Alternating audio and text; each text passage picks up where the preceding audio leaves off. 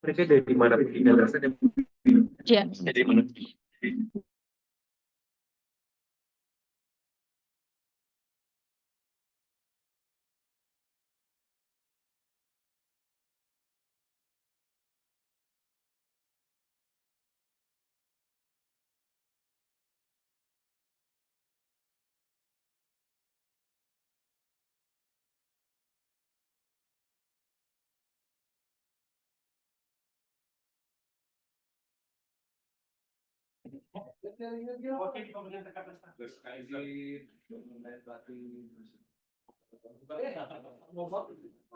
Masih di situ ya? Nah, edit.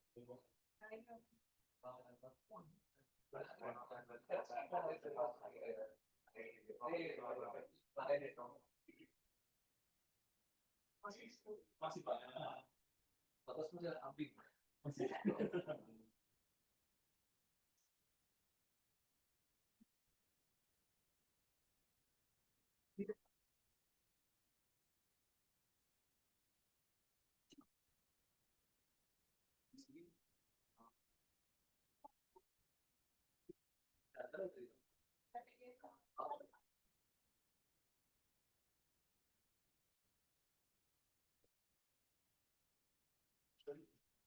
Bismillahirrahmanirrahim. Assalamualaikum warahmatullahi wabarakatuh. Alhamdulillahirabbil alamin wassalatu wassalamu ala asrofil anbiya wal mursalin wa ala alihi washabihi rasulillahi ajmain. Amma ba'du. Segala puji bagi Allah Subhanahu wa taala yang telah mempertemukan kita pada hari yang berbahagia hari ini dan juga yang memberikan kita kesehatan dan kesempatan untuk melakukan kegiatan sosialisasi dan open house pada hari ini. Salawat dan salam marilah kita curahkan kepada Nabi Muhammad SAW, kepada keluarga, para sahabat dan seluruh umatnya hingga akhir zaman. Sebelumnya, kami ucapkan selamat datang kepada seluruh WNI dan Friends of Indonesia dalam acara sosialisasi dan BPJS TK dan dirangkaikan dengan silaturahmi dan open house Idul Adha di Wisma Indonesia. Yang terhormat kepada Duta Besar Republik Indonesia untuk Kazakhstan dan Merangkap Republik Tajikistan, Bapak Dr. Rahman, Bapak Wajir Rahman. Yang terhormat kepada home staff, local staff, dan semua stakeholder KBRI Astana. Yang terhormat kepada Bapak Ahmad Chandra, narasumber kita pada hari ini. Yang terhormat kepada WNI dan Friends of Indonesia yang telah hadir pada kegiatan hari ini. Untuk mengawali acara kita, marilah kita bersama-sama memanjatkan doa agar kegiatan hari ini berjalan dengan lancar dan penuh berkah. Kami persilakan kepada Rafka untuk memimpin doa. Assalamualaikum warahmatullahi wabarakatuh. Segala puji bagi Allah Subhanahu wa taala, Tuhan semesta alam yang telah memberikan rahmat dan karunia-Nya kepada kita semua. Sehingga pada hari ini kita dapat berkumpul dalam suasana yang penuh kebersamaan dan kekeluargaan. Salawat serta salam semoga tercurah kepada junjungan kita Nabi Muhammad SAW beserta keluarga, sahabat, dan seluruh umatnya hingga akhir zaman. Ya Allah, Ya Rahman, Ya Rahim. Pada hari yang penuh berkah ini, dalam rangka memperingati Idul Adha, kami berkumpul di Wisma Indonesia di Astana untuk menjalin silaturahmi dan mempererat ukhuwah di antara sesama anak bangsa. Kami memohon kepadamu ya Allah, berikanlah kelancaran dan keberkahan dalam setiap rangkaian acara yang akan kami laksanakan. Jadikanlah pertemuan ini sebagai momen yang memperkuat persaudaraan, menumbuhkan rasa saling peduli, dan meningkatkan semangat kebersamaan di antara kami. Ya Allah, bimbinglah kami agar selalu berada di jalan-Mu yang lurus, dan jadikanlah setiap langkah kami sebagai amal ibadah yang Kau ridhoi ya Allah. Ampunilah dosa-dosa kami, dosa kedua orang tua kami, serta dosa saudara-saudara kami, baik yang hadir maupun yang tidak dapat hadir dalam acara hari ini. Ya Allah, anugerahkanlah kepada kami kesehatan, keselamatan, dan keberkahan dalam kehidupan kami ya Allah. Serta jadikanlah kami sebagai hamba-hamba-Mu yang selalu bersyukur atas segala nikmat-Mu. Rabbana atina fid dunya hasanah wa fil akhirati hasanah wa qina adzabannar. Wassalamualaikum warahmatullahi wabarakatuh. Terima kasih kepada Rafka atas doanya. Semoga Allah SWT senantiasa memberkahi kita semua. Amin ya rabbal alamin. Hadirin yang berbahagia, marilah kita berdiri sejenak untuk menyanyikan lagu Kebangsaan Indonesia Raya.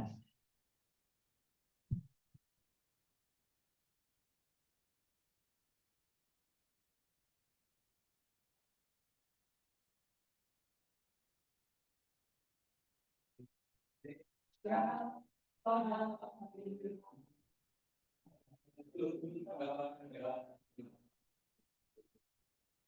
sana di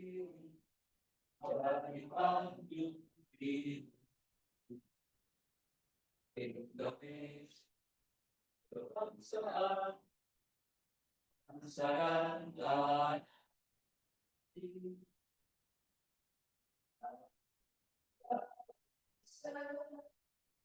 Indonesia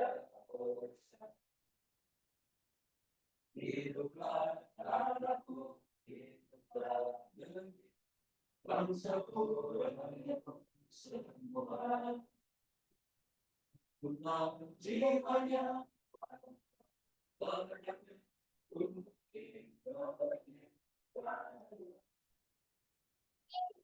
Indonesia merdeka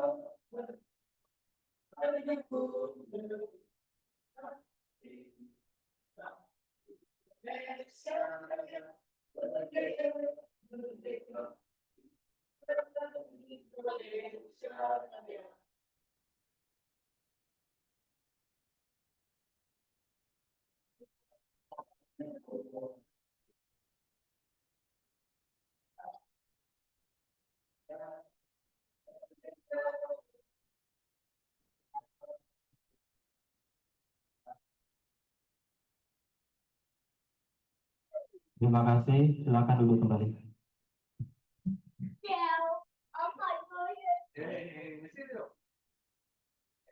Selanjutnya, marilah kita simak sambutan dari Bapak Duta Besar Republik Indonesia untuk Kazakhstan merangkul Republik Tajikistan, Bapak Dr. Fajrul Rahman. Kepada Bapak Fajrul, kami persilakan.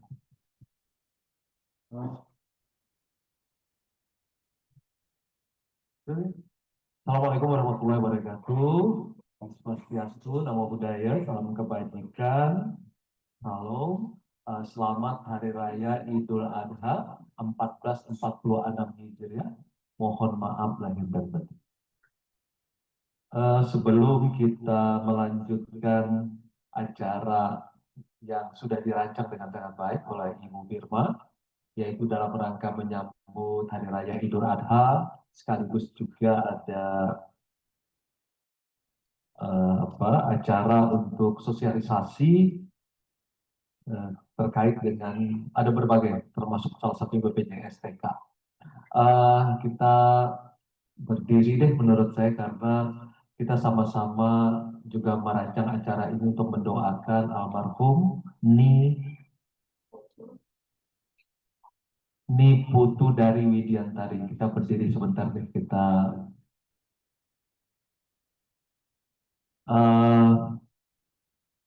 kepada almarhumah Ni Putu dari Widiantari, kami semua keluarga besar KBRI bersama dengan semua staf KBRI, bersama dengan semua warga negara Indonesia yang ada di Kazakhstan, termasuk juga sahabat-sahabat kami, Friends of Indonesia, orang Kazakhstan maupun juga orang Tajikistan. Kami mendoakan agar almarhumah Ni Putu dari Widiantari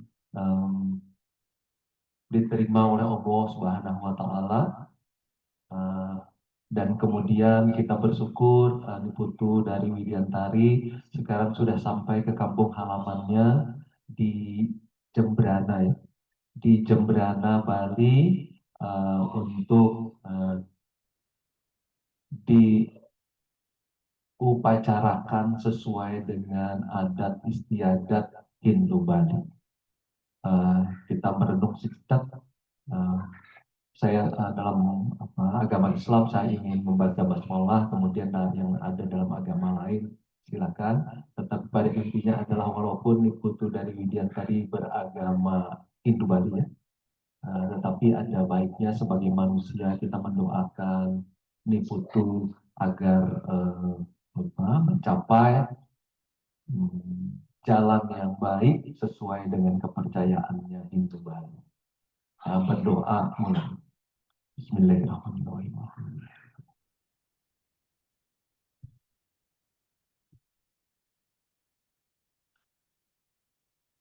Ya, cukup selesai. Alhamdulillah. Eh, Syukur puji Tuhan Yang Maha Esa. Pada kesempatan ini, hari yang berbahagia, pada acara Open House Wisma Indonesia, dalam rangka Idul Adha, kita dapat berkumpul sebagai keluarga besar eh, Indonesia, Kazakhstan, Tajikistan di eh, Astana, Wisma Indonesia Astana. Saudara-saudari WNI yang saya hormati, minggu lalu kita dikagetkan dengan adanya kasus pekerja migran Indonesia meninggal di kota Aktau, Kazakhstan, yaitu almarhumah Niputu dari Widianti. Berbagai pihak bergerak dan membantu menyelesaikan kasus dengan cepat, menunjukkan kepedulian dan solidaritas yang tinggi. Semuanya berhasil mengumpulkan 1.320.000 tenge atau sekitar 2.570 US dollar. Saya bersama seluruh home staff, seluruh staf KBRI Astana sangat mengagumi dan mengapresiasi dukungan Bapak Ibu masyarakat Indonesia bukan hanya di Kazakhstan, tetapi juga di Rusia, Turki, Dar es Salaam, Polandia, Qatar, dan Maldives. Sebagian besar memang sahabat-sahabatnya Niputu dari Widiantari.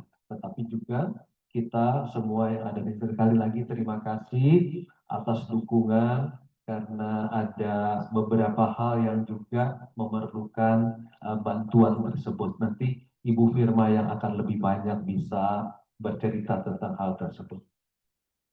KBRI Astana sejak awal bergerak berupaya menyelesaikan kasus menunjukkan kehadiran negara. Ketika majikan melaporkan bahwa almarhum Niputu jatuh tidak sadar, KBRI bergerak mencari keluarga untuk izin operasi.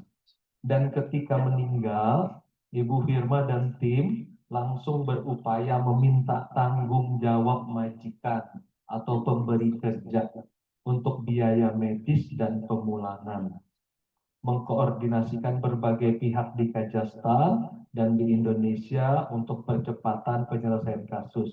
Sekali lagi terima kasih kita ucapkan kepada Ibu Firma dan tim yang bekerja sangat keras dan sangat cepat sehingga almarhum bisa dipulangkan ke kampung halamannya di Jemberana, Bali. Namun, upaya KBRI Astana, sumbangan masyarakat, dan anggaran pemerintah tentunya terbatas.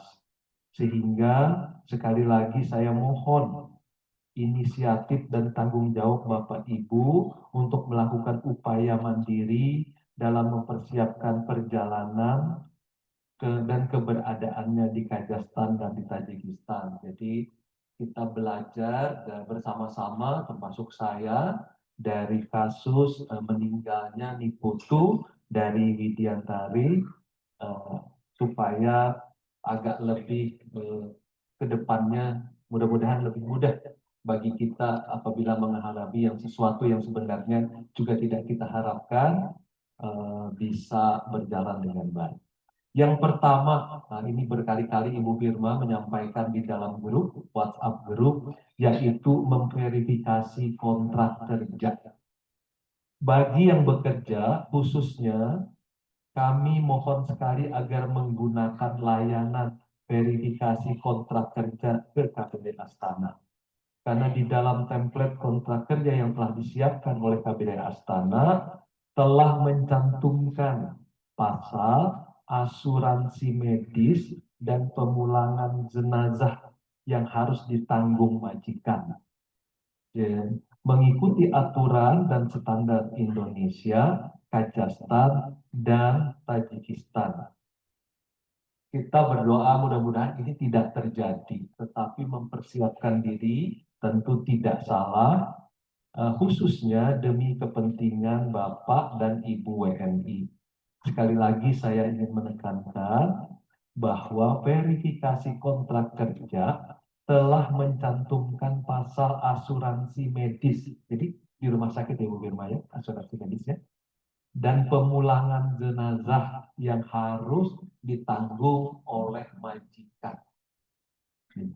Yang kedua adalah soal asuransi.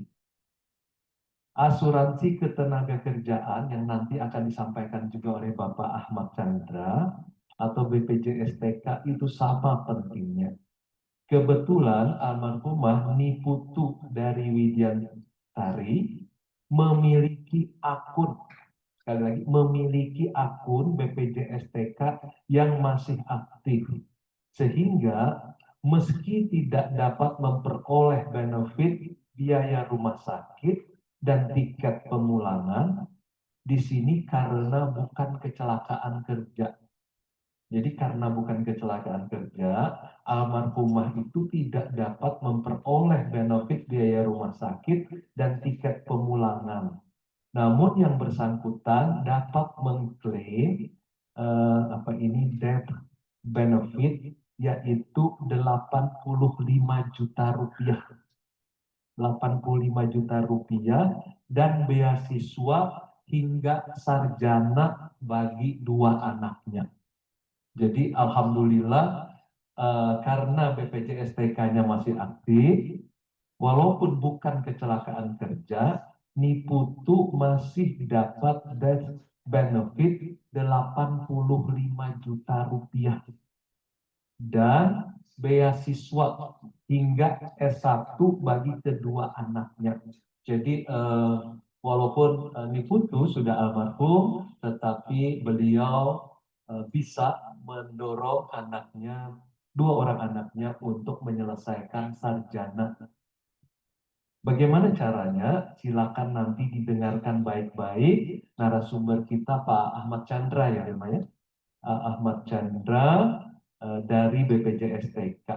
Selanjutnya para peserta magang akan membantu Bapak Ibu untuk mendaftar online keanggotaan BPJS. Kemudian posisi KBRI. Posisi KBRI yaitu kami tentu Ibu Firma dari konsuler, Korpu Konsuler dan Perlindungan WNI tidak bosan-bosannya mengingatkan karena nggak boleh bosan seperti pramugari di pesawat terbang nggak boleh bosan. Walaupun kadang-kadang kita sebagai penumpang bosan juga ya. Tapi kadang-kadang kalau yang laki-laki biasanya masih cantik gitu ya, masih lumayan lah ya. Tapi sekarang sudah tidak langsung ya, sudah ada melewati layar begitu. Jadi tidak kadang-kadang memperhatikan. Jadi Ibu Firma ini ibaratnya seperti pramugari di pesawat tidak bosan mengingatkan tentang hal-hal yang terkait dengan verifikasi kontrak kerja, asuransi, termasuk posisi KBRI dalam perlindungan WNI di luar negeri. Pasal 2 Permenlu RI nomor 5 tahun 2018 mencantumkan bahwa perlindungan WNI harus dilaksanakan mengedepankan keterlibatan pihak yang bertanggung jawab dan atau berwenang sesuai dengan ketentuan peraturan perundang-undangan. B. Tidak mengambil alih tanggung jawab pidana atau perdata WNI. Jadi kalau ada pidana atau perdata, KBRI tidak akan mengambil alih.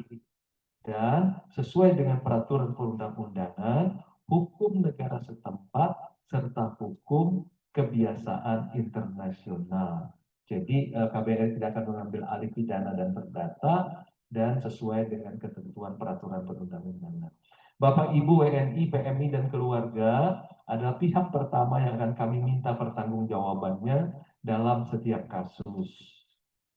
Jadi, sehingga kami menghimbau kepada Bapak Ibu untuk mempersiapkan perjalanan dan keberadaannya di luar negeri. Karena negara hadir, namun negara adalah the last resort. Jadi apa ini? Ini terakhir ya. Cadangan terakhir untuk menghindari hal-hal semacam moral hazard. Saya berharap melalui kegiatan ini semua peserta dapat memahami benefit keanggotaan BPJS-TK. Terima kasih atas kehadiran Bapak Ahmad Chandra yang juga tidak bosan-bosannya tentu menyampaikan tentang manfaat BPJS-TK dan kami berharap para WNI yang bekerja segera mendaftar dan memperpanjang keanggotaannya. Mari kita bekerja sama menciptakan lingkungan kerja yang aman dan antisipatif bagi kita bersama. Terima kasih kepada semua pihak yang telah berkontribusi dan penyelenggaraan acara sosialisasi ini, terutama kepada Korpum, Ibu Firma Agustina yang terlibat dalam upaya perlindungan WNI. Wassalamualaikum warahmatullahi wabarakatuh. Sekali lagi selamat merayakan Idul Adha. Mohon maaf lahir dan batin.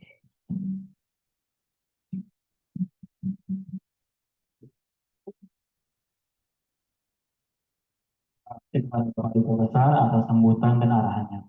Acara selanjutnya adalah sosialisasi mengenai BPJS Ketenagakerjaan yang akan disampaikan oleh narasumber kita, Bapak Ahmad Chandra, sebagai penata operasional layanan khusus BPJS Ketenagakerjaan yang langsung dimonitori oleh Ibu Firma Agustina sebagai koordinator fungsi konsuler dan perlindungan WNI KBRI Astana. Kepada Bapak dan Ibu, dipersilakan.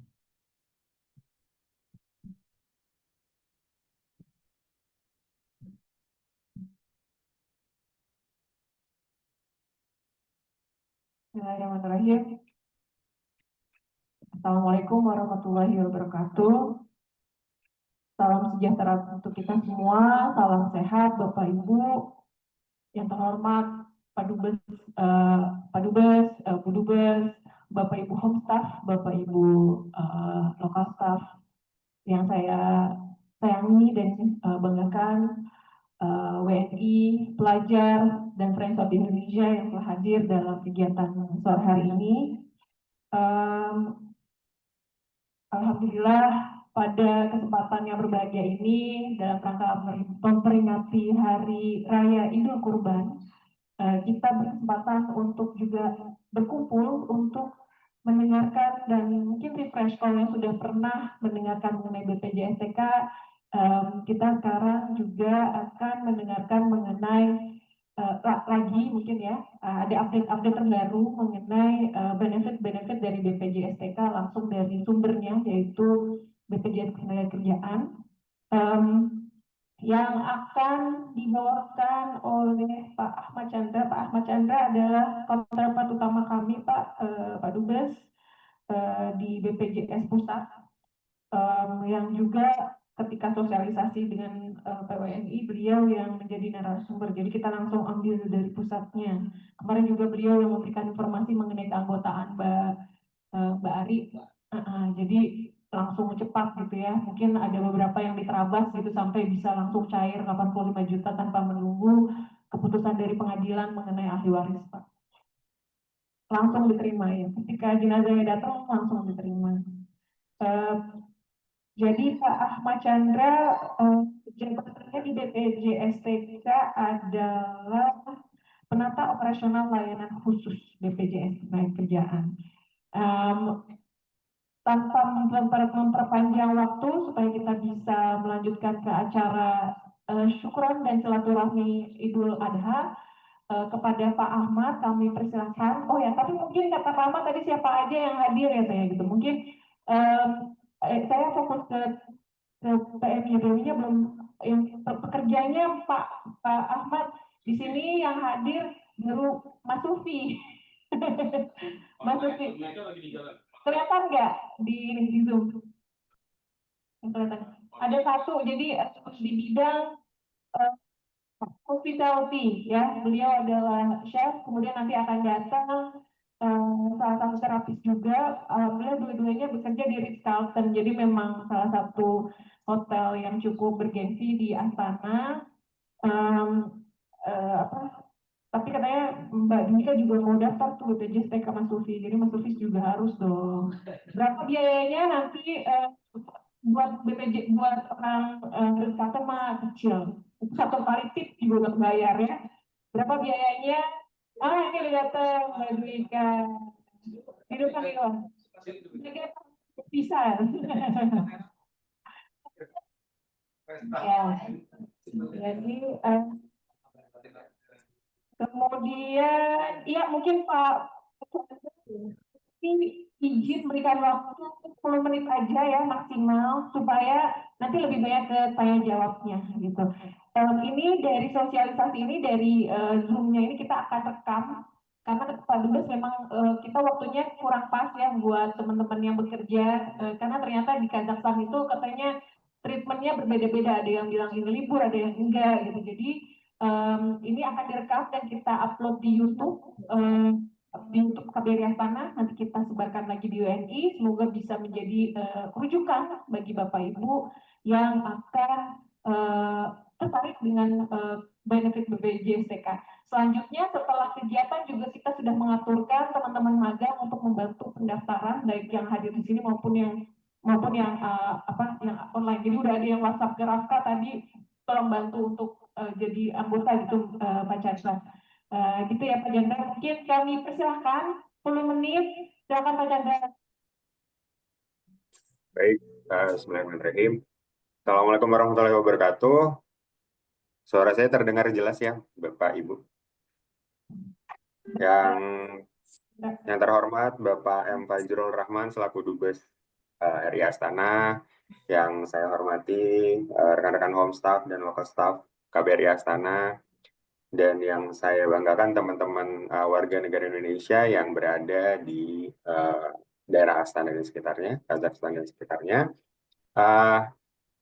Assalamualaikum warahmatullahi wabarakatuh. Terima kasih sekali undangannya Pak Dubes melalui Bu Firma. Kemarin saya dihubungi oleh Bu Firma untuk yang kedua kali melakukan sosialisasi di wilayah Astana. Selamat merayakan Hari Idul Adha sebelumnya untuk rekan-rekan warga negara Indonesia yang merayakan di sana.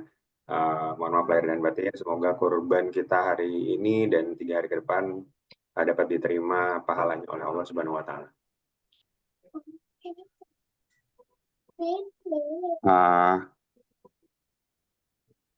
Untuk hari ini, seperti yang tadi sudah dijelaskan oleh Pak Dubes, terima kasih Pak. Memang kemarin kita baru saja membayarkan untuk jaminan kematian atas nama Ibu almarhumah Niputu, itu langsung kita jemput bersama dengan KP2MI jenazahnya di bandara. Setelah itu diantar langsung dan diterima di ahli warisnya di Jemberana, karena kita ada kantor cabang juga di sana.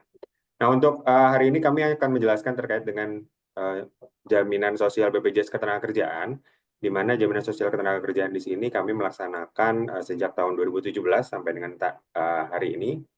Itu aturannya adalah Permenaker 4 tahun 2023. Ini adalah aturannya.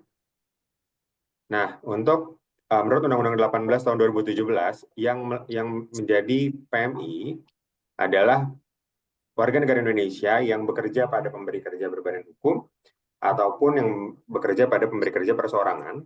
Lalu juga ada pelaut awak kapal dan pelaut perikanan. Ada juga yang diatur bukan sebagai pekerja migran Indonesia, walaupun dia memiliki aktivitas pekerjaan di Indonesia, yaitu yang pertama bekerja pada badan internasional, yang kedua pelajar dan peserta pelatihan, pengungsi atau mencari suaka, penanam modal, ASN atau pegawai sejawat, bekerja pada instansi yang dibiayai APBN, dan memiliki usaha mandiri di luar Indonesia. Walaupun yang bersangkutan ini memang secara pekerjaan gitu ya, punya pekerjaan di luar negeri, tapi tidak serta-merta menurut Undang-Undang 18 tahun 2017 berhak atau dikategorikan sebagai pekerja migran Indonesia yang dapat mendapatkan perlindungan jaminan sosial ketenagakerjaan. Ini sedikit profil kepesertaan kami total ada 643.459, paling tinggi Taiwan, memang Asia kita memang paling tinggi. Lalu ini data pendaftaran, ada dalam negeri dan luar negeri. Untuk yang luar negeri ini pendaftaran yang memang dilakukan di luar negeri. Bisa itu perpanjangan atau mungkin yang sudah lama bekerja di luar negeri terus baru mendapatkan informasi terkait BPJS Ketenagakerjaan, itu juga bisa langsung mendaftarkan sebagai peserta BPJS Ketenagakerjaan. Untuk perlindungannya, untuk rekan-rekan yang memang masih berada di Indonesia, itu calon pekerja migran Indonesia, kita ada 3 periode perlindungannya. Yang pertama sebelum, yang kedua selama, dan yang ketiga adalah setelah. Sebelum bekerja itu perlindungan yang diberikan pada saat yang bersangkutan masih di Indonesia. Selama bekerja, perlindungan yang diberikan pada saat yang bersangkutan sudah meninggalkan wilayah Republik Indonesia sampai dengan nanti kembali ke wilayah Republik Indonesia setelah kontrak kerjanya selesai. Dan masa setelah bekerja itu adalah dari tiba di Indonesia ketika kontrak kerjanya selesai sampai dengan 30 hari. kita akan memberikan perlindungan jaminan sosial ketenagakerjaan. Iurannya berapa? Untuk iuran teman-teman yang sudah berada di luar negeri, dalam hal ini di wilayah Astana, KBRI Astana, itu sesuai dengan kontrak kerjanya. Jadi misalkan kontrak kerja Bapak Ibu 6 bulan, kalau dari 0 sampai 6 bulan kita ada minimum iurannya itu 108.000. Kalau kontrak kerjanya dari 6 sampai 12 bulan itu 108.000, nanti lebih bulannya untuk mencapai 12 bulannya itu 13.500 dikali berapa bulan lebihnya.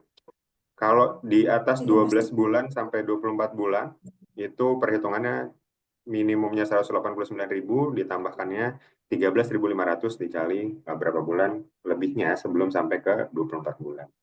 Itu untuk perlindungan jaminan kecelakaan kerja dan jaminan kematian. Lalu ada perlindungan jaminan hari tua. Jadi jaminan hari tua ini adalah sifatnya tabungan.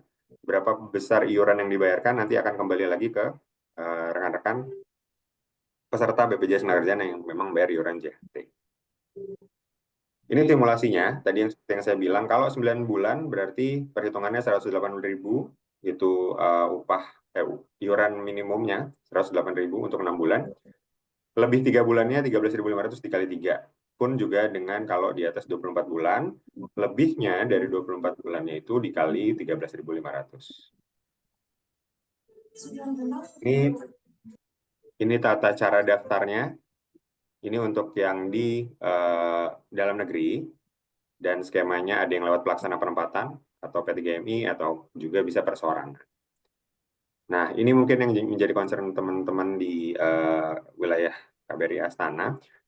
Jangan khawatir, walaupun tidak pulang ke Indonesia atau kontrak kerjanya sedang berjalan, tapi belum memiliki peserta BPJS Ketenagakerjaan, ketika Bapak dan Ibu memang termasuk dari kategori pekerja migran Indonesia menurut Undang-Undang 18 tahun 2017 tadi, maka bisa langsung mengakses pmi.bpjsketenagakerjaan.go.id, atau kami sudah bekerja sama dengan PWNI, Direktorat Perlindungan Warga Negara Indonesia, itu lewat portal peduliwni.go.id. Yang harus disiapkan adalah paspor dan kontrak kerja. Paspor dan kontrak kerja, hanya 2 itu aja. Nah, untuk pembayarannya, kita tidak mengenakan biaya untuk kontrak kerja yang sudah berjalan. Jadi misalkan Bapak dan Ibu punya kontraknya dari 2023 sampai 2026 sebenarnya. Nah, baru mengetahui program BPJS Ketenagakerjaan hari ini, maka pembayaran kontraknya hanya yang dibayarkan adalah sisa dari hari ini sampai dengan kontrak kerja berakhir. Jadi untuk yang sudah lampau itu tidak perlu dibayarkan. Setelah itu nanti sudah pengisian selesai, ada kode billing yang harus dibayarkan, lalu kartunya akan diterima melalui email. Untuk kanal pembayarannya, kita masih menggunakan mobile banking untuk Bank Himbara. Kalau untuk remitansi yang ada di negara luar Indonesia, itu kita masih ada hanya di daerah Asia. Ini programnya, ada jaminan kecelakaan kerja, jaminan kematian, dan jaminan hari tua. Tadi sudah sangat jelas dijelaskan oleh Pak Dubes ya Pak, terkait dengan kasus yang dialami oleh almarhumah Ibu Niputu itu. Kalau yang dialami oleh almarhumah adalah jaminan kematian. Jadi seluruh peserta BPJS Ketenagakerjaan yang mengalami resiko meninggal dunia, maka ahli warisnya berhak mendapatkan santunan kematian. Ketika meninggalnya ada di Indonesia, maka santunan yang diberikan adalah 42 juta. Tapi ketika meninggalnya di luar Indonesia, seperti kasusnya almarhumah kemarin itu, maka ahli waris akan mendapatkan 85 juta rupiah. Nah, untuk Permenaker 4 tahun 2023, belum diatur repatriasi jenazah. Jadi bunyi dari jaminan kematian itu adalah biaya santunan kematian 75 juta plus biaya pemakaman 10 juta. Jadi belum ada komponen di dalamnya repatriasi jenazah. Tapi menurut informasi KP2MI, selaku regulator terbaru aturan pekerja migran Indonesia, ini sedang diusulkan untuk dimasukkan nantinya. Ya, kita sama-sama berdoa juga ya, Bapak Ibu, ya, semoga bisa menjadi manfaat terbaru, karena ini menjadi satu masalah ketenagakerjaan memang yang dimiliki oleh teman-teman PMI gitu. Cerita yang tadi Pak Dubes sampaikan, patungan dan lain-lain dari rekan-rekan sejawat ya di sesama warga negara Indonesia di wilayah perwakilan RI itu memang sering terjadi karena keterbatasan dari yang ruang lingkup dari perlindungan jaminan sosial ketenagakerjaan itu hanya untuk santunan kematian yang digunakan oleh ahli waris, dan itu pun ada proses yang harus dilalui dalam proses pengajuan klaim. Alhamdulillah kemarin karena gerak cepat dari laporan dari Bu Firma juga, terus kita langsung koordinasi dan lain-lain. Ketika memang sampai jenazahnya, ahli waris juga sudah melakukan persiapan berkasnya dan sudah kita bayarkan. Lalu ada jaminan kecelakaan kerja. Jaminan kecelakaan kerja itu adalah sesuai dengan harfiah dari kata-katanya ya. Jadi kecelakaan. Nah, kemarin ada kesalahan penangkapan informasi sepertinya dari kita sosialisasi yang pertama. Jadi jaminan kecelakaan kerja ini memang pure harus terjadi kecelakaan. Jadi untuk sakit bukan tidak bisa mendapatkan manfaat, tapi untuk biaya perawatan dan pengobatan, salah satu manfaat dari perlindungan program JKK itu hanya melindungi atau hanya diberikan kepada PMI yang mengalami kecelakaan. Jadi harus ada ruda paksanya, harus ada traumanya. Ini adalah manfaatnya. Tadi ada total 21 manfaat dari jaminan sosial ketenagakerjaan untuk PMI.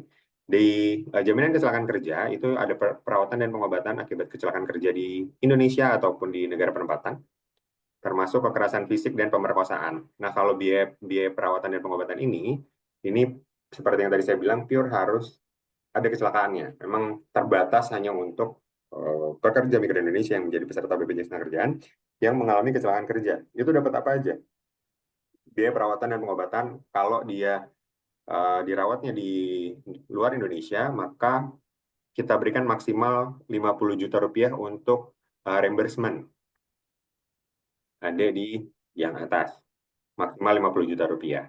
Lalu ketika yang bersangkutan atas kecelakaan kerjanya ini dipulangkan, dalam hal ini kondisinya masih hidup, jadi ada namanya manfaat bantuan pemulangan akibat kecelakaan kerja, itu kita berikan penggantian tiket maksimal 15 juta rupiah. Lalu ketika memang PMI-nya ini mengalami permasalahan sehingga menyebabkan PMI-nya tidak bisa menyelesaikan kontrak kerjanya, apapun alasannya, akan mendapatkan bantuan penggantian tiket maksimal 15 juta rupiah. Apapun alasannya, jadi mau PMI itu resign, mau PMI itu memang nggak betah sama majikannya, atau di PHK, itu pasti akan kita gantikan biaya tiket pemulangannya. Yang penting kontrak kerjanya memang belum selesai gitu ya. Hanya dua penyebab yang menggugurkan manfaat pemulangan PMI bermasalah, yaitu yang pertama dideportasi akibat melanggar hukum atau dipidana di negara penempatan. Lalu yang kedua terlibat urusan obat-obatan dan narkotika gitu.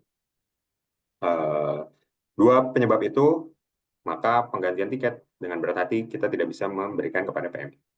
Untuk penggantian tiket ini kita tidak melihat siapa yang membiayai, siapa yang membayarkan.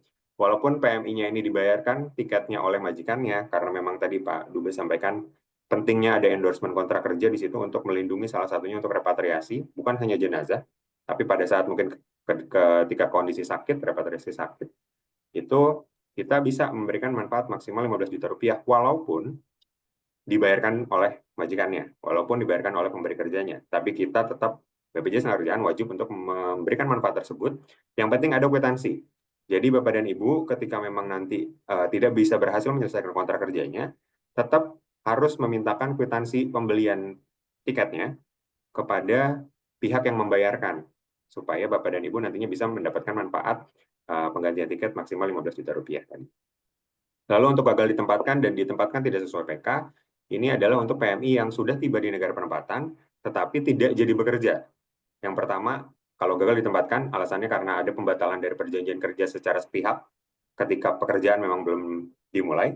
Kalau ditempatkan tidak sesuai dengan PK, itu job title-nya tidak sesuai dengan kontrak yang Bapak Ibu miliki.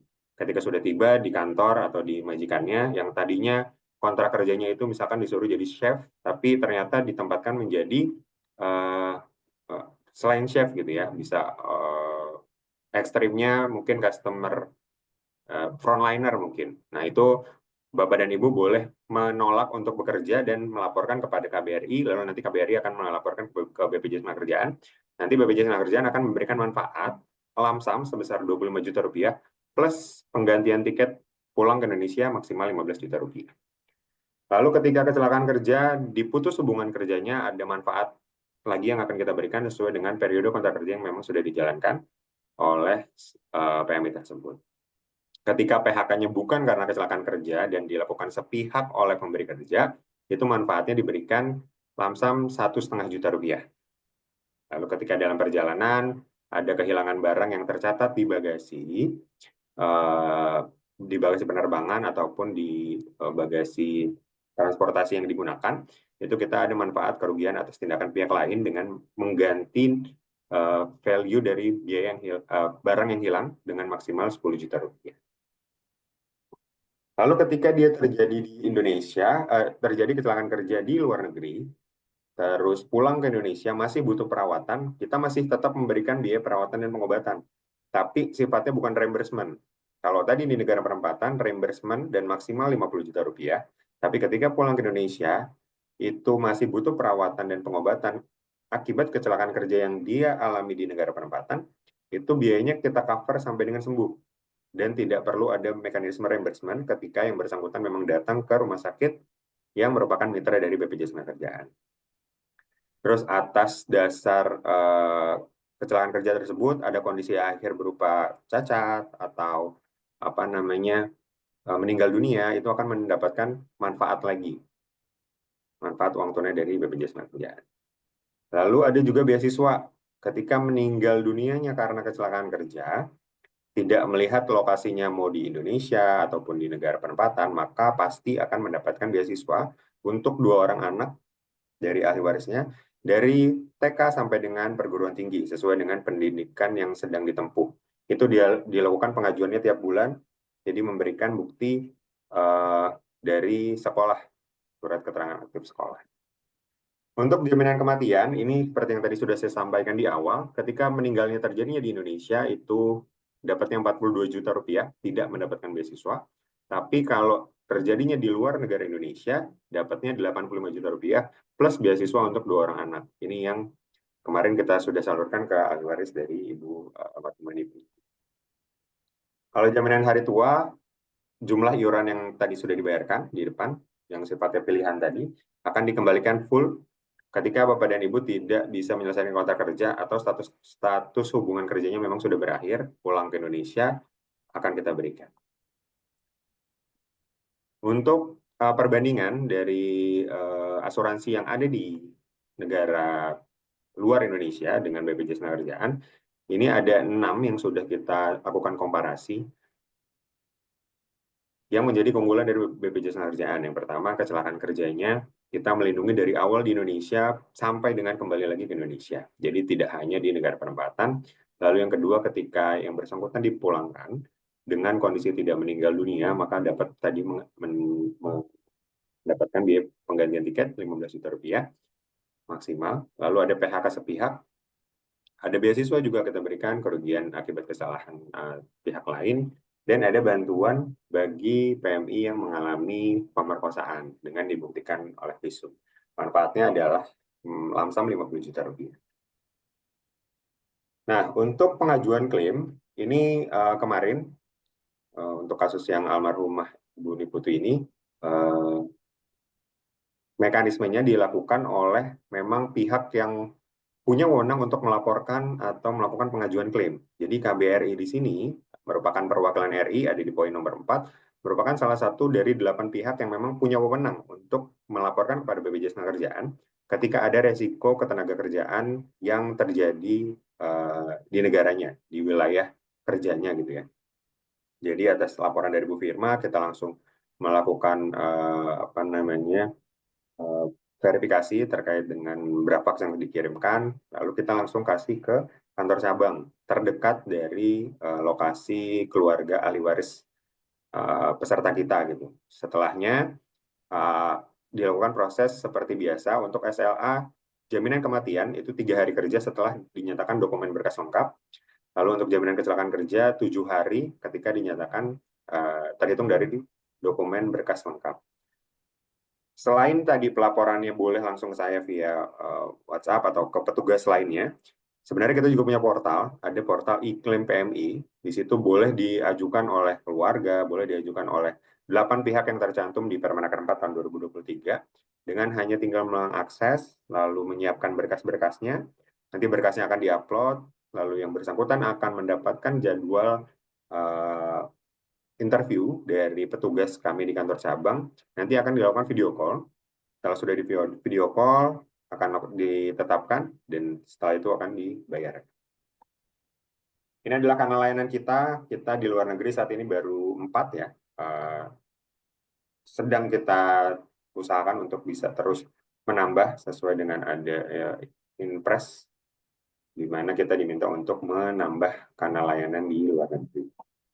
Ini kanal informasinya boleh disimpan, ada kontak center 175, ada nomor WhatsApp-nya juga, terus ada aplikasi Jamstek Mobile, tapi aplikasi ini hanya bisa digunakan oleh teman-teman memang yang sudah memiliki kartu peserta BPJS Tenagakerjaan. Ini sosial media kami, boleh di-follow, ada informasi terupdate di sana. Ini penyaluran, salah satu contohnya yang di atas, pojok kiri atas, itu yang kemarin, almarhumah Ibu Niputu, kita langsung menyerahkan kepada keluarganya, didampingi oleh para stakeholder, sesaat setelah memang jenazahnya tiba. Lalu kecelakaan, ada yang direpatriasi dengan kondisi tidak meninggal dunia, itu kami menggantikan biaya tiket 15 juta. Lalu ada perawatan lanjutannya di Indonesia, seperti yang tadi saya sampaikan, itu kita cover sampai dengan sembuh. Jadi tidak melihat, oh dia sudah pulang ke Indonesia maka sudah selesai gitu ya, walaupun kontrak kerja sebagai PMI-nya memang sudah selesai, jadi perawatannya juga selesai. Enggak, kita berikan sampai dengan sembuh. Ini malah ada yang akhirnya diberikan home care atau perawatan lanjutan di Indonesia itu di rumah, karena sudah saking statusnya ini sudah status quo untuk pengobatan. Ini kasus pembayaran kita, profil klaimnya memang tertinggi sesuai dengan negara penempatan ya. Jadi kasus pembayarannya juga paling tinggi di Taiwan dan Malaysia. Ini merupakan salah satu dokumen persyaratan yang mandatori sifatnya. Jadi kami sangat meminta tolong kepada teman-teman Kemlu lewat KBRI tentunya. Ada berita acara faksimile, Brefax. Ini wajib ada sifatnya, apapun resiko ketenagakerjaan yang dialami yang akan diajukan klaim ke BPJS Tenagakerjaan. Jadi kami minta bantuan kepada KBRI untuk bisa membantu kami ditulis sedetail-detailnya dalam Brefax ini terkait dengan apa sih yang dialami oleh PMI tersebut. Karena kami menganggap perwakilan RI di situ adalah fungsinya, salah satunya adalah melakukan penerimaan pengaduan akibat dari resiko yang dialami oleh si PMI yang ada di negara wilayah kerjanya. Di portal PWNI itu juga ada menu permohonan perlindungan. Nanti ke depannya permohonan perlindungan itu akan dilaporkan ke BPJS Tenagakerjaan ketika memang si pemohon itu merupakan peserta dari BPJS Tenagakerjaan. Jadi kami sebelum nantinya Brefax dikeluarkan, kami sudah akan langsung mendapatkan informasi atas permohonan perlindungan tersebut. Ketika memang yang bersangkutan berhak untuk mendapatkan manfaat BPJS Tenagakerjaan, maka akan kami pandu langsung berkas apa aja yang harus disiapkan, supaya nanti ketika tiba di Indonesia itu sudah bisa mendapatkan manfaat. Atau ketika memang dia tidak pulang ke Indonesia dan bisa kita berikan manfaatnya, yang akan langsung kita berikan. Contoh Brefaxnya memang sudah sering, Hong Kong, Qatar, Malaysia, Taiwan, yang kemarin Bu Firma baru perdana Bu ya untuk yang Astana itu. Terima kasih sekali bantuannya kepada Bu Firma dan tim atas kecepatannya untuk memberikan informasi kepada kami. Semua informasi yang tadi saya sampaikan itu untuk dokumen persyaratannya lengkap tertulis di Permenaker 4 tahun 2023. Nanti slide ini akan saya kasih ke Ibu Firma, boleh silahkan dibaca untuk persyaratan klaimnya. Berkas apa aja sih setiap jenis manfaat untuk bisa melakukan pengajuan klaim, untuk bisa mendapatkan manfaat, harus melengkapi berkas apa aja.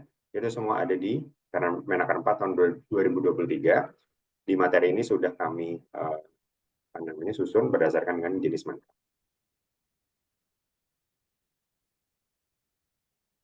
Itu saja mungkin Bu Firma. Mohon maaf ini lebih dari 10 menit ya kayaknya. Semoga apa yang saya sampaikan bisa sedikit membuka pengetahuan teman-teman warga negara Indonesia yang ada di Astana, yang memang sebagai pekerja migran Indonesia yang termasuk dalam calon peserta gitu, yang bisa menjadi peserta BPJS Ketenagakerjaan menurut Undang-Undang 18 tahun 2017. Mohon dimaafkan apabila ada kesalahan. Wassalamualaikum warahmatullahi wabarakatuh. Waalaikumsalam warahmatullahi wabarakatuh.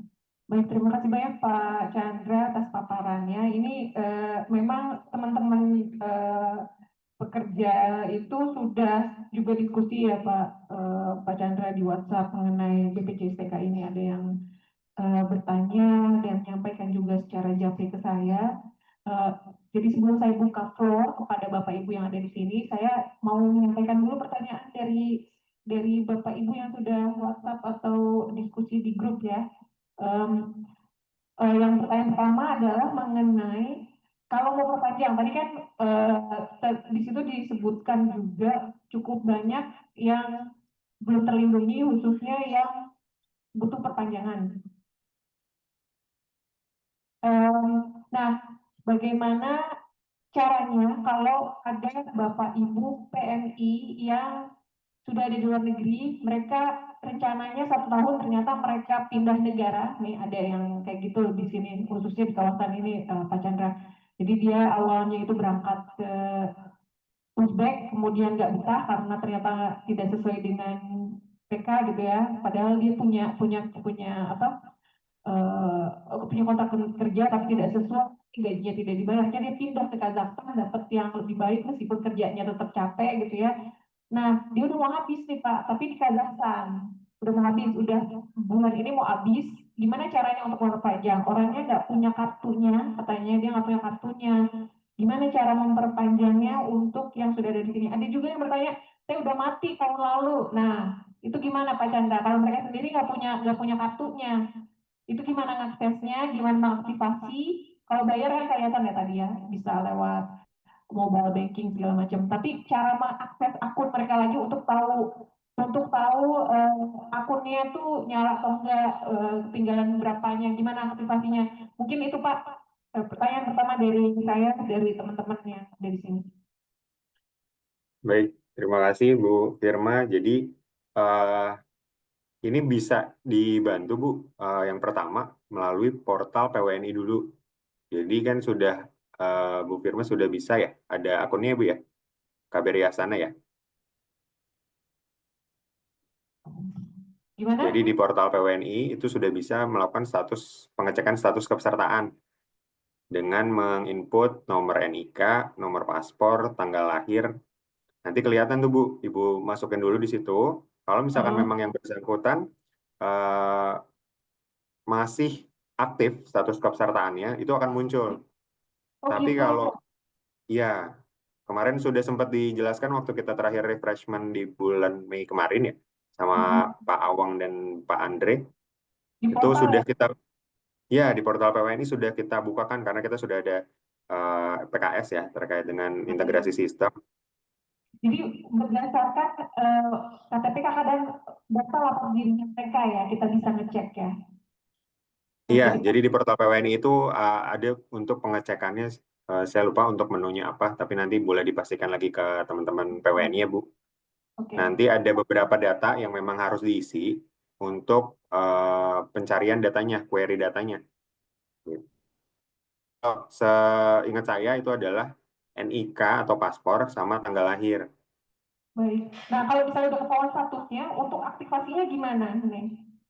Oke, kalau misalkan memang sudah statusnya itu muncul, namanya itu muncul, terus ada jelas statusnya memang masih menjadi peserta BPJS Ketenagakerjaan, itu nanti tinggal kita kirimkan kartunya. Jadi kartunya kan kita digital. Tapi kalau misalkan memang tidak muncul namanya, maka ya berarti sudah tidak aktif kartunya yang infonya mungkin tadi sebelumnya sudah pernah dimiliki gitu ya, yang walaupun pindah negara. Harus didaftarkan baru lagi berarti Bu, dengan kontrak kerja yang baru tadi. Caranya seperti apa? Caranya bisa lewat portal PWNI, balik lagi. atau bisa lewat portal online kita yang tadi saya jelaskan di pom.bpjsketenagakerjaan.go.id. Oke, siap. Jadi cek keanggotaan status oleh KBRI di portal Peduli WNI, kemudian jika tidak ada berarti mulai dari nol, gitu ya Pak ya. Iya. Tapi kalau sudah ada, bisa ke website mana Pak tadi, sorry? Kalau sudah ada, nanti diinfokan ke saya aja Bu untuk kalau keperluannya apa, permintaan kartu. Di situ jelas sih perlindungannya nanti berakhirnya sampai dengan kontrak sampai dengan kapan gitu. Berarti kan yang dibutuhkan nanti untuk bukti anggota kepesertaan kan kartu ya biasanya teman-teman tuh supaya yakin oh saya peserta gitu. Nah kartu sekarang kita sifatnya sudah digital jadi bisa kita kirimkan melalui email. Jangan. Kalau kita mau bayar lagi, ini orangnya mau mati misalnya bulan ini kartunya. Oke. Yap, kalau perpanjangan itu sifatnya sama, jadi online, bisa lewat portal PWNI, bisa lewat portal online kita. Nanti di input tanggal kontrak kerja, periode kontrak kerjanya sesuai dengan berapa lama dia dapat perpanjangan. Nanti pembayarannya ya udah berapa bulan dikalikan dengan 13.500. Sesuai kontraknya gitu ya. Betul, sesuai dengan kontrak kerja. Baik, itu dari saya. Saya mungkin Mbak Dwika, oh ya di Zoom saya lihat ada 8 ya. 8 tuh nggak termasuk kita. Mungkin ada Bapak Ibu di Zoom yang mau bertanya, silakan buka mic-nya, bertanya. Atau yang ada di sini, yang ada di Wisma Indonesia, apakah ada yang mau bertanya, Mas Mbak Dwika atau Mas Sufi? Baru mau buka, iya, siap, nanti kita bantu. Ada Fadli dan Raka dan Fatan akan bantu langsung. Mbak Dwika bilang mau buka katanya, belajar dari Mbak Ari katanya. Yang online kayaknya nggak ada. Di chat Zoom. Oh iya, boleh. Ada beberapa poin. Banyak kayaknya. Mau curhat nih, Mas Sufi kayaknya. Nah, ya, terutama untuk pembuatan ini sih saya udah beberapa kali ya kerja di berbagai negara tuh selalu gimana ya? Kalau pindah negara selalu membuat BPJS lagi, dan itu diminta waktu membuat KTKLN. Dan terakhir saya untuk kerja di sini tuh saya tuh nggak mau buat KTKLN lagi karena waktu saya datang ke kantornya dan itu ribet banget tuh birokrasinya yang harus minta surat dari RT, RW, istri, lo apaan sih maksudnya gitu ya. Come on, ini 2025 dari KTP itu semua bisa dilacak dan untuk apa lagi gitu ya. Tapi saya ada beberapa poin yang bagus sih yang akan diperbaiki ya dari BPJS ini, terutama dari untuk kasus pemulangan jenazah yang akan kalian usahakan tadi, terus jaminan reimbursement dari 85 juta, terus ada beberapa tadi yang bagus. Nah, ada yang masih minus ya untuk reimbursement kwitansi tiket pulang itu memang harus ada kwitansinya, harus benar-benar ada kwitansinya, nggak cukup untuk kita menunjuk ini nih tiket pulang gua nih kayak gitu, itu nggak bisa gitu doang. Maaf. Oke, jadi pertanyaannya pertama Dari kwitansi apakah perlu atau enggak? Terus keberlanjutan ID pengguna. Nah, mungkin saya pribadi ini kita nggak tahu ya setahun ke depan tuh bisa pindah negara lain. Nah, itu bisa nggak sih satu kartu aja itu bisa dipakai di beberapa negara gitu. Tapi kita tetap bayar aja tuh nggak apa-apa. Kalau memangnya untuk dipermudah kayak gitu ya dengan senang hati saya mau buat gitu. Kita nggak perlu pindah negara. Oh iya nanti negara sana kita buat lagi nih bang, nih beda lagi nih katanya. Buat apa gitu? Capek gitu, capek sendiri katanya gitu. Dua, kartunya bisa tidak digunakan meskipun kita pindah ke negara Iya benar, berbeda. benar ya. Jadi satu kartu aja gitu. Betul. Sama seperti KTP kita kan udah elektrik nih, data semua di situ, nomor handphone, alamat, kakak itu kan semua di situ. Jadi ya dipermudah aja. Ini kan maksudnya ya udah kita negara maju gitu, 2025 harusnya dipermudah dong. Terus jaminan kesehatan bukan kecelakaan kerja. Nah kalau masalah kasus yang mendiang kemarin itu kan kesehatan ya jatuhnya. Jatuhnya dia masalah kematian. Tadi kan ada jaminan. Enggak, kasus dia sebabkan dia meninggal tuh. Iya, dia sakit. Jadi Dia sakit. bukan kecelakaan kerja. Tapi bukannya kita waktu kerja ke luar negeri itu kan kita harus ada medical check-up-nya dulu. Itu aku pertanyaan itu, kenapa nggak dari medical check-up itu bisa di-track semua tuh kesehatan dia itu gimana? Kalau misalnya memang biasanya yang aku tahu ya kalau kayak waktu di Middle East, kalau kita punya penyakit itu mereka tuh nggak akan mau dipercaya, itu kita digagal, bisa kita nggak akan keluar. Nah itu juga harus diperjelas dong. Komen aja ya, itu bukan pertanyaan ya. Komen aja. Komen aja. Itu mungkin jadi pembahasan yang nanti Iya. pihak BPJS, oh ini gimana ya? Iya, kayak gitu kan mungkin di kesehatan Indonesia itu bisa jawab di tim satu hati. Nah, gara-gara ini aku buka lagi nih GMO, aplikasi GMO ini. Nah, bisa nggak pembayarannya dari bank apa aja? Tuh, aku tadi buka aja tuh dari bank apa Nanti aja. kita kirim ini apa slide-nya lengkapnya ya. Sebenarnya lebih ke apa ya, Mas ya? Dipermudah aja sih semuanya kita yang di luar negeri. Karena kita tuh kalau di luar negeri kita tuh sebenarnya ribet, Mas, mau ngurus apa-apa untuk urusan dalam negeri, mau itu BPJS, mau itu apa-apa, harus datang ke embassy ini itu, dan mereka juga minta kontrak kerja, sedangkan saya ini udah hampir 2 tahun nih gak ada pekerjaan ke kontrak kerja selama gaji saya masih ditransfer, ya udah diam aja gitu, apa lagi gitu coba itu doang. Oke, dua ya, saya tangkap dua. Mas Agus udah nyatet ya, saya dulu Pak. Oh ya udah saya catat dua, tapi di beberapa yang mau tanggapi karena komentar karena mungkin nggak relevan dengan BPJS-TK. Itu Mas Lutfi, Mbak Dika, Bapak Ibu semua bukan ranahnya BPJS-TK. BPJS-TK itu khusus untuk asuransi terkait ketenagakerjaan dan beberapa manfaat yang dia sudah jelaskan. KPKLM itu di bawah BP2MI.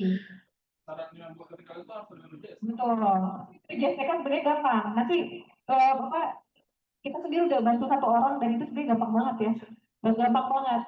Yang bikin ribet itu memang karena syaratnya banyak.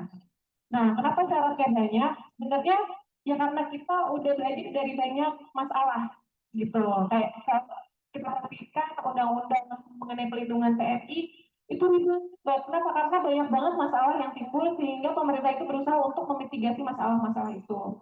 Kayak contohnya masalah dengan orang sakit, orang yang ya ini kayak Mbak Ari gitu ya, punya darah tinggi tapi kok bisa berangkat gitu. Nah harusnya kan kalau misalnya pengen dijaga banget, dia akan melakukan apa namanya standar kesehatan yang bisa dilakukan di pemerintah daerah kabupaten minimal, tidak boleh di kelurahan atau ini. Tapi itu kan enggak mempersulit gitu.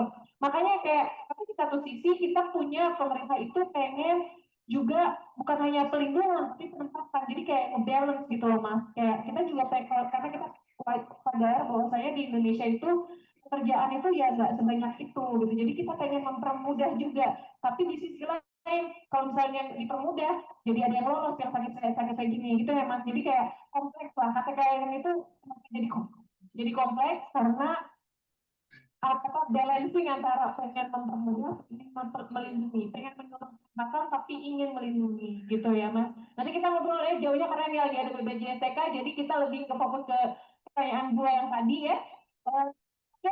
Canda yang dua dijawab saya udah lupa tadi sebenarnya. Kwitansi dan ID bisa dipakai di luar negeri pengajaran. Baik, terima kasih Bu Firma sudah dibantu dijawab.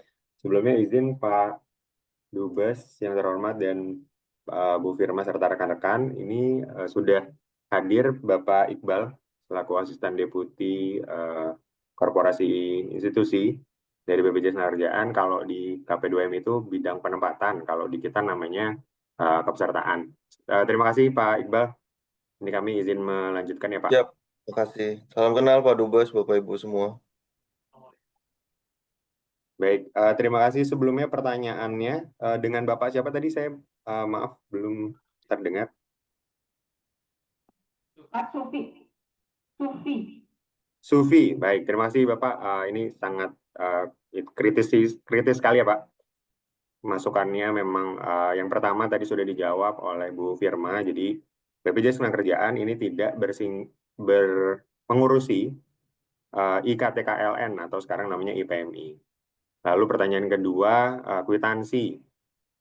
Karena di Permenaker 4 tahun 2023 kami ini menjalankan jaminan sosial, itu bukan kami yang membuat aturan, tapi ada pihak regulator pada saat 2023 itu adalah Kementerian Ketenagakerjaan. Kalau sekarang sudah berubah regulatornya menjadi Kementerian P2MI yang tadinya BP2MI. Nama manfaatnya itu Pak, itu penggantian biaya tiket pemulangan. Karena namanya penggantian biaya tiket, jadi otomatis kita harus meminta bukti pembeliannya berapa. Gitu.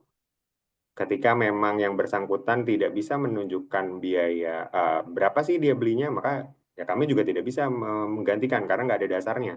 Kalau cuma tiket aja atau boarding pass aja, ya nggak ada harganya gitu ya, maka kami tidak bisa memenuhi unsur tadi, penggantian biaya tiket. Gitu. Tapi nanti kalau misalkan di regulasi terbarunya bunyinya yang lain, ya kami menyesuaikan gitu. Tapi sampai dengan sekarang karena namanya adalah penggantian biaya tiket, jadi kwitansi itu menjadi salah satu berkas yang wajib. Kalau misalkan di tiketnya itu ada fare-nya, ada di e-tiketnya, oh itu bisa. Yang penting bisa menunjukkan harga berapa sih biaya tiketnya ini untuk menjadi dasar kami menggantikan. Kalau di sekarang kan maskapai-maskapai sudah ada e-tiket ya, di e-tiketnya juga ada fare-nya tuh, berapa sih harganya, nah itu bisa kalau pakai itu. Nggak perlu ada bukti kwitansi seperti kwitansi receipt gitu ya, itu bisa. Tapi kalau tiket yang dilampirkan ke kami hanya boarding pass, yang dimana tidak ada substansi berapa sih nominal harganya dari si tiket tersebut, maka kami tidak bisa membayarkan manfaat penggantian biaya tiket tadi untuk pemulangan PMB bermasalah.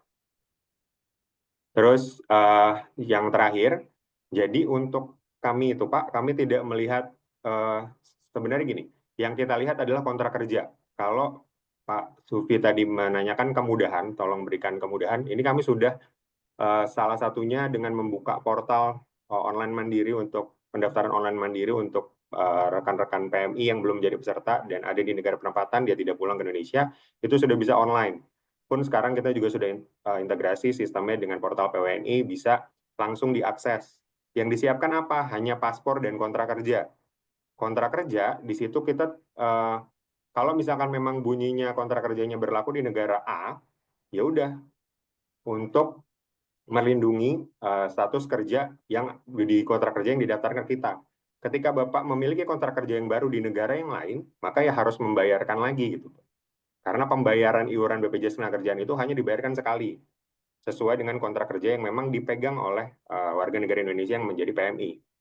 Ketika punya kontrak kerja baru, ya harus dibayarkan lagi sesuai dengan kontrak kerja yang memang baru tadi. Gitu. Kalau misalkan asumsinya gini, ketika Bapak pindah negara berarti ada kontrak kerja baru yang dimiliki, maka ya harus dibayarkan kontrak kerja, dibayarkan iuran dengan kontrak kerja tersebut.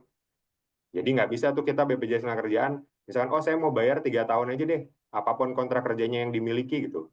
Lihat nanti aja, itu nggak bisa. Harus ada kontrak kerjanya dulu yang dipegang, itu untuk pemberi kerja di mana, untuk negara penempatannya di mana itu jelas, berapa lama periodenya, dibayarkan sesuai dengan kontrak kerja tersebut aja. Ketika kontrak kerjanya sudah selesai, Bapak dan Ibu memiliki kontrak kerja yang baru di negara yang lain, itu ya harus harus mendaftar iuran yang baru karena kontrak kerjanya berbeda. Gitu sih. Terima kasih Ibu Firma. Baik, Pak Chandra tadi ada komentar dari Mas Sufi. Jadi katanya kalau misalnya lagi ada perselisihan ketenagakerjaan itu, mereka susah tuh dapat yang kwitansinya gitu. Ya udah dikasih tiket udah pulang gitu, udah kayak diusir aja kan gitu ya. Jadi itu kenapa dia tanya gitu. Tadi udah dijawab sih, kalau misalnya e-tiket kalau ada harganya itu udah bagus. Jadi pakai e-tiket aja gitu kali ya. Terus yang kedua, apa sih tadi yang, aku juga belum jelas nih. Jadi kalau misalnya nih, saya masuk ini di sini di Kazakhstan selesai bulan Juni ya, misalnya Juli gitu. Terus dia mau pindah, dia baru mau perpanjang di Kazakhstan, tapi dia kontraknya tuh selesainya Oktober let's say. Tapi dia awal selesai Juni gitu. Dia pindah misalnya ke Qatar gitu ya. Nah, apakah berarti keanggotaan dia di Qatar itu tidak aku itu harus mulai ulang dari awal, bisa masuk ke akun dia, terus bisa diunggah akunnya sesuai dengan kontrak baru dia di Qatar misalnya. Bisa nggak Mas Mas Chandra? Ya, gini sih Bu, pada intinya adalah yang ini kita akun itu kita ganti kepesertaan ya, namanya keanggotaan kepesertaan gitu. Jadi keanggotaan kepesertaan dari pekerja migran Indonesia itu kita lihat dari berapa lama kontrak kerjanya yang dia pegang dan didaftarkan ke BPJS Ketenagakerjaan. Jadi misalkan tadi Mas Sufi punya kontrak kerja yang akan selesai di bulan Juli 2025. Kalau mau didaftarin sekarang, berarti pembayarannya itu ya sesuai dengan kontrak kerja sampai dengan Juli 2025. Nanti ketika di Juli 2025 Mas Sufi punya kontrak kerja yang baru, maka harus dibayarkan lagi iurannya, Mas. Kalau ngomongin keanggotaan kepesertaan ini maksudnya akun itu ya kita cuma satu akun, satu nama. Tapi ada periode keberlangsungan kepesertaannya. Ketika memang Pak Sufi ini sudah membayarkan di bulan Juli 2025, terus punya kontrak kerja yang baru dari Juli sampai Oktober tadi 2025, ketika nggak dibayarkan, ya kita nggak bisa melindungi karena kontrak kerja yang kemarin selesai di bulan Juli 2025. Kalau mau dilanjutkan perlindungannya dengan kontrak kerja yang baru, maka 3 bulan Juli, Agustus sampai dengan Oktober itu ya harus didaftarkan kontrak kerja yang barunya tadi. Nanti untuk masalah keanggotaan kepesertaan kartunya, ya kita akan berikan lagi sesuai dengan kontrak kerjanya. Jadi periode kepesertaan itu nempel sama periode kontrak kerja.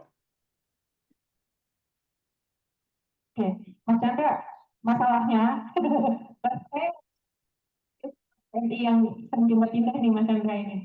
Kalau saya paham kalau kontrak kalau keanggotaan BPJS TK itu berdasarkan kontrak kerja, kita udah paham tuh ya itu. Nah masalahnya kalau misalnya Mas Sufi ini Juni dia stay di sini, tapi kontrak kerja dan BPJS TK-nya itu sampai Oktober. Jadi dia terlindungi kan sampai Oktober ya. Dia berhenti di bulan Juli, berhenti di tengah-tengah di bulan Juli.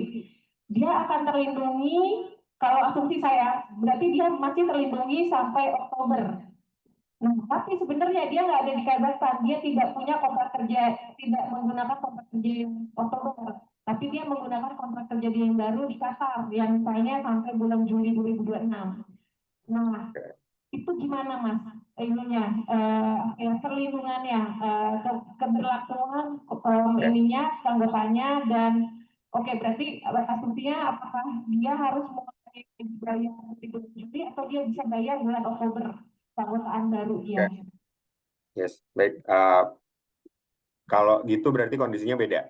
Jadi untuk yang pertama tadi sudah clear ya, jadi BPJS Ketenagakerjaan kepesertaan ini nempel dengan periode kontrak kerja. Nah, gimana ketika periode kontrak kerjanya yang dibayarkan ke kita 2 tahun, terus ternyata belum sampai 2 tahun pindah gitu ya, pindah kontrak kerja, dalam hal ini ekstrimnya pindah negara penempatan.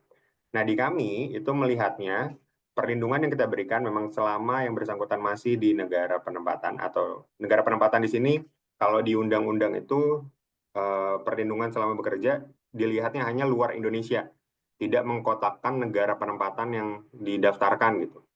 Jadi kontrak kerjanya misalkan di Kazakhstan, ya udah berlakunya di Kazakhstan aja. Ketika dia pindah ke Jepang atau pindah ke negara lain, maka perlindungannya nggak berlaku gitu, enggak. Di Undang-Undang 18 tahun 2017 bunyinya hanya luar Indonesia. Nah, untuk kasus yang tadi, ketika memang kontrak kerjanya belum selesai, terus dia pindah, secara aturan ketenagakerjaan di Indonesia sebenarnya ya, itu diwajibkan kan untuk melaporkan ke KP2MI dalam hal ini ya, untuk mendapatkan IPMI tadi Bu. Tapi kalau dari BPJS Ketenagakerjaan, selama dia memang tidak pulang ke Indonesia, ada kontrak kerjanya yang bisa ditunjukkan memang masih aktif gitu, maka pembayaran kontrak kerjanya dibayarkan hanya untuk periode yang memang belum terlindungi. Jadi kalau tadi harusnya selesai dia di Oktober, tapi di bulan Juni dia pindah. Nah, di bulan Juni dia pindah ini kontrak kerjanya sampai kapan? Kalau misalkan kontrak kerjanya sampai dengan Januari misalkan, maka yang dibayarkan hanya Oktober sampai November sampai dengan Januari aja. Untuk yang sampai dengan Oktobernya itu masih terlindungi, walaupun dengan periode kontrak kerja yang walaupun dengan kontrak kerja yang sebelumnya. Tapi di kepesertaan kami terlihatnya itu sampai dengan perlindungan kontrak kerjanya sampai dengan Oktober tadi, sesuai dengan pembayaran di awal. Ketika memang ada kontrak kerja yang baru, maka seperti yang tadi saya sampaikan, bunyinya perpanjangan itu dibayarkan hanya bulan yang memang belum terlindungi sampai dengan kontrak kerja kapan dia akan berakhir. Gitu Bu Firma. Baik. Eh, ini ya, tadi ada konsep baru nih yang kemarin juga sempat disampaikan oleh Mas Chandra ke saya, bahwasanya pelindungan itu ketika sudah punya kontrak kerja, sudah punya keanggotaan BPJS-TK, ketika sudah mudik dari Indonesia terbang sudah terlindungi, mau dia di mana, karena sudah ada BPJS-TK-nya itu dianggap sudah bekerja gitu. Jadi ketika masih ada sampai Oktober, ya akan terlindungi sampai Oktober meskipun Mas sudah pindah ke Qatar, sudah bukan pakai kontrak kerja yang ini gitu ya. Bisa di-track di JMO lah katanya Mas Chandra. Untuk JMO itu hanya kartu peserta sama periode kapan kontrak kerjanya selesai, periode kepesertaannya selesai. Kalau memang Pak Sufi sudah ada kartu kepesertaannya, itu boleh diinput. Tapi kita beda segmen ya Pak, ada beberapa segmen nih untuk BPJS Tenagakerjaan. Pak Sufi sebelumnya apakah sudah memiliki akun JMO untuk segmen kepesertaan yang lain? Penerima upah atau pernah bekerja di Indonesia? Bekerja di Indonesia. Bekerja di Indonesia. Nah, ya kalau itu segmennya beda. Nanti harus ada ya, PMI jadinya ya, harus bikin yang keanggotaan dia pekerja migran. Jadi kalau yang di Indonesia itu dia pelindungannya beda Mas. Dia pelindungannya nggak spesial punyanya PMI. Yang itu lebih gede malahan. Ya Mas Chandra ya.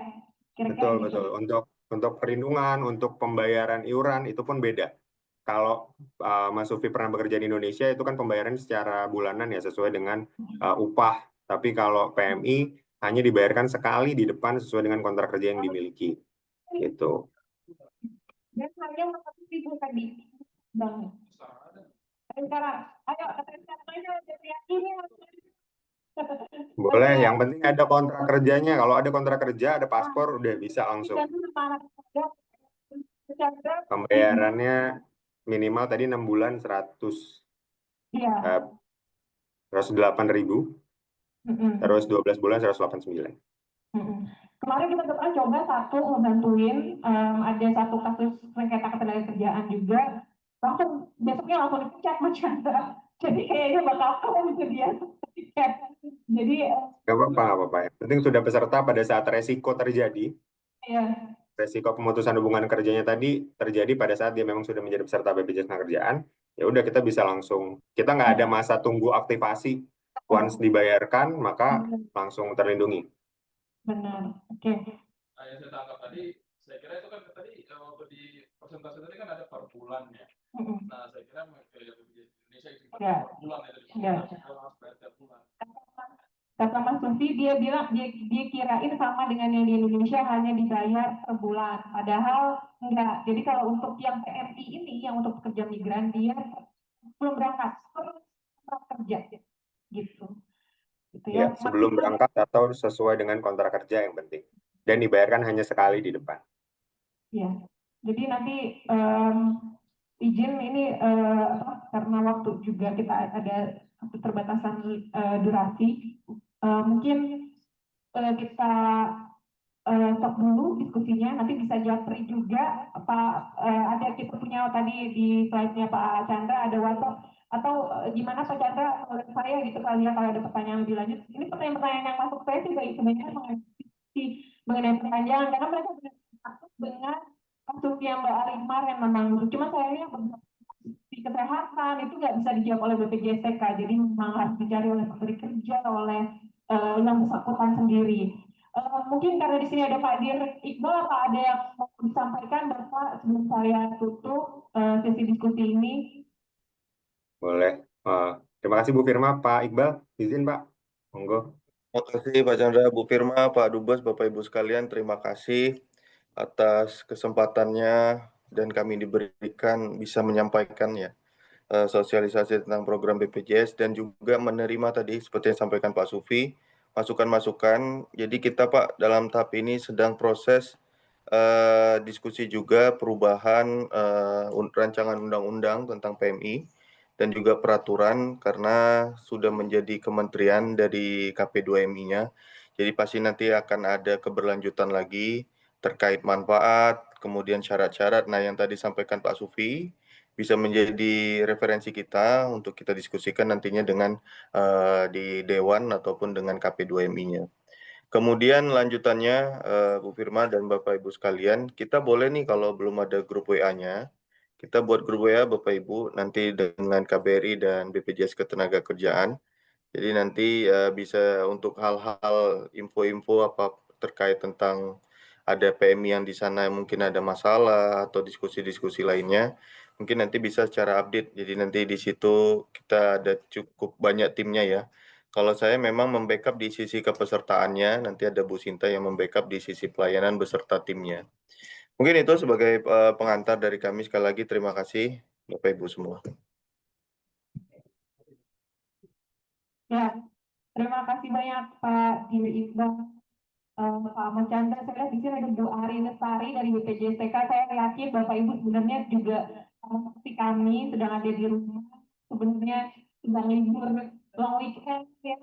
Kami ganggu memberikan sosialisasi bagi Bapak Ibu pekerja migran yang ada di Astana khususnya, dan ini ada beberapa juga sebenarnya yang hadir di secara online dari Atira, dari kota-kota lain di Kazakhstan. Sekali lagi kami ucapkan terima kasih dan apresiasi sebesar-besarnya atas kerjasamanya. Tentunya ini bukan yang terakhir ya Pak Dubes ya, kami akan butuh sekali bantuan dan bimbingan Bapak Ibu karena seperti yang kasus kemarin itu menjadi suatu faktor yang sangat penting dalam pertimbangan keluarga ketika memulangkan Pak. Gitu. Jadi katanya ya udah pakai uang BPJSTK aja tadinya gitu.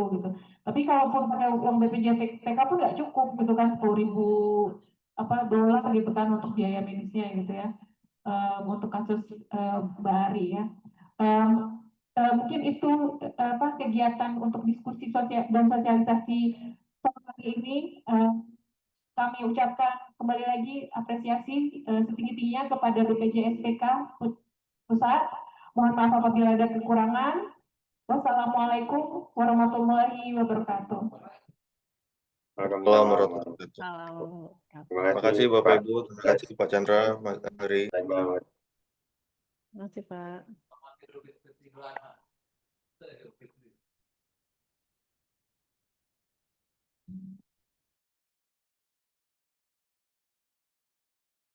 Hadir pada hari ini pada Bapak Chandra, Bapak Iqbal dan Ibu Lestari. Demikian rangkaian acara sosialisasi BPJSTK yang kita laksanakan pada hari ini. Selanjutnya kita lanjutkan dengan acara open house Idul Adha